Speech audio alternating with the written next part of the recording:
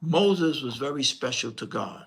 Let's go to Numbers 12, 6-8. It says, "For he hear now my words. If there prophet among you, I, the Lord, will make myself known to him."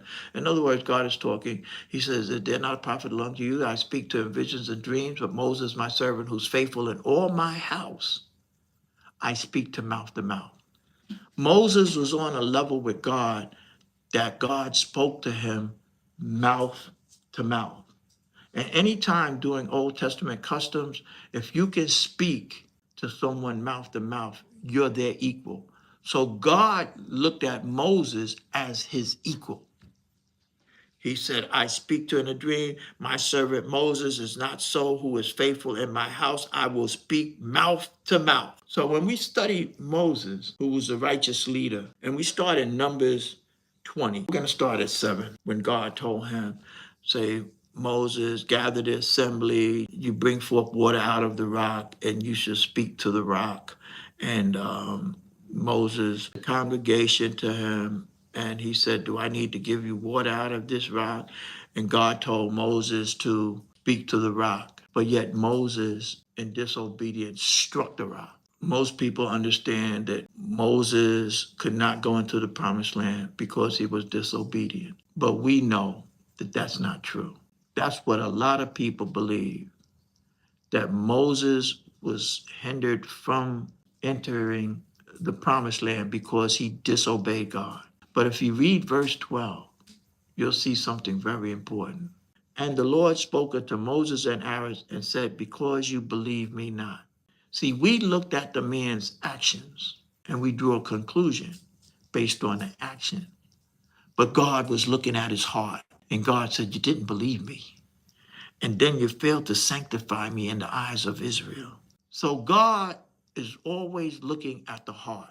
We looked at his action, but God looked at his heart and said, "Because you failed to sanctify me in the eyes of children of Israel, you're not going to go into the promised land." That was his decree, because God told him to speak to the rock, and he struck the rock. But that's disobedience. God looked at his heart and says, "You struck the rock because you didn't believe me." See how God looks at your heart?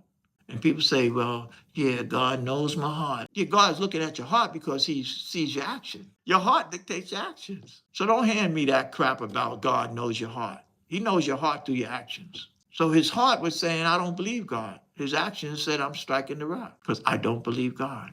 And that was his penalty.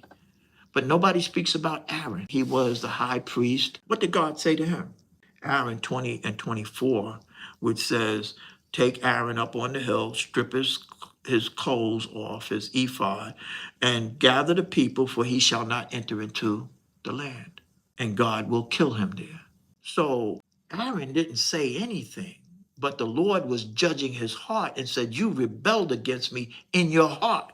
How many of us are rebelling against God's heart? It cost Aaron his life. If you read 24, "Aaron shall be gathered unto his people. He shall not enter into the land I have given Israel, for he rebelled against me, against my word at the water Meribah." And then verse 26, "Strip Aaron of his garments and put them on Eleazar his son, and Aaron shall be gathered unto his people, and he shall die there." God said, "Take Aaron and take his clothes off of him." He wore the ephod of a high priest. Now, what's the difference between a priest and a high priest? The anointing.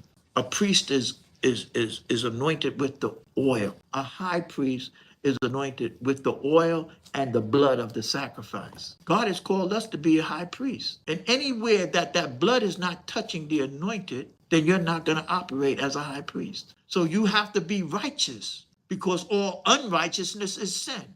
So he said, give the garments to his son, and he's going to die because he rebelled in his heart. Thanks for watching this clip from the Real Bible Study with Pastor Sam. If it blessed you, like, share, and subscribe, and let us know your thoughts in the comments. To go deeper, don't miss the full lesson. It's where the real Bible study happens.